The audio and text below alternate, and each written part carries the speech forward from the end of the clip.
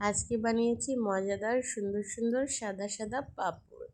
Hello everyone, আসসালামু আলাইকুম। কেমন আছো তোমরা সবাই? চলো তোমাদের সাথে আজকে শেয়ার করি মজাদার সুন্দর একটা পাতলা পাঁপড়ের রেসিপি। প্রথমে আমি এখানে মিলের থেকে ভাঙিয়ে আনা চালের ময়দাগুলোকে খুব সুন্দরভাবে একটু ঘন করে গুলে নিয়েছি। ময়দার ডো দেখলেই তোমরা বুঝতে পারবে কীরকম ঘনভাবে গুলে নিয়েছি।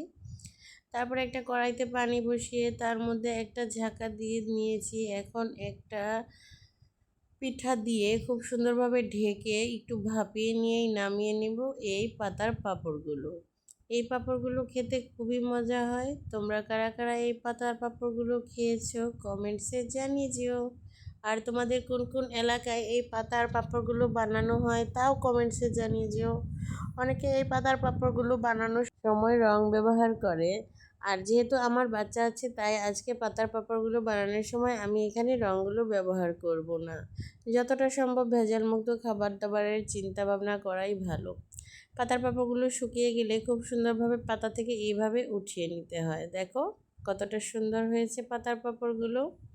তোমরা কারা কারা এই পাতার পাঁপড়গুলো বানাতে পারো চলে এসো আমাদের বাসায়।